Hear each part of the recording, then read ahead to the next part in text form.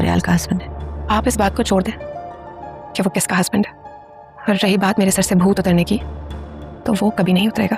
मियाँ बीवी एक दूसरे का लिबास होते हैं।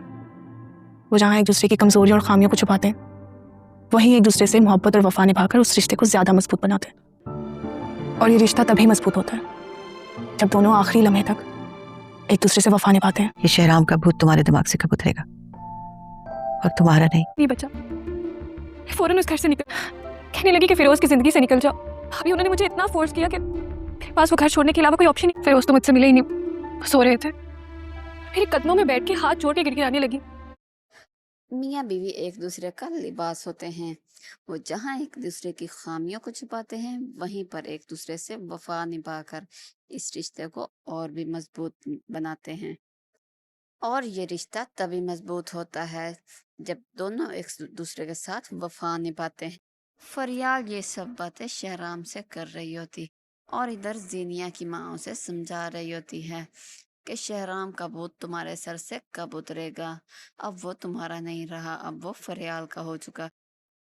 आप इस बात को छोड़ दें कि वो किसका है और किसका नहीं। जीनिया फौरन से अपनी माँ को जवाब दे, और रही बात मेरे सर से शहराम का भूत उतरने की, तो वो कभी नहीं उतरेगा। इधर शांजे अपनी भाभी को बता रही होती है कि मैं जब घर गई तो फिरोज से तो मिली ही नहीं थी।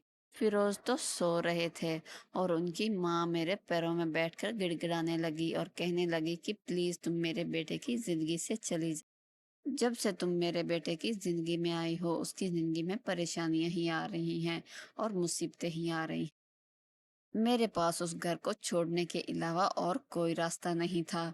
इस बात से अनजान दोनों आपस में बातें कर रही होती हैं कि फिरोज बाहर खड़े होकर सारी बातें सुन रहा है। फरियाल उसे तसल्ली देगी कि तुम परेशान मत हो, सब ठीक हो जाएगा। अब जीनिया का अंजाम तो बहुत बुरा होने वाला है, क्योंकि दानिश ने भी उसे छोड़ दिया है, और शहराम भी कभी उसे नहीं अपनाएगा, क्योंकि वो अपनी शादीशुदा जिंदगी में बहुत खुश है। जीनिया तो अब पागल ही हो जाएगी, क्योंकि उसे ना शहराम की मोहब्बत मिलेगी और ना ही दानिश का साथ मिलेगा।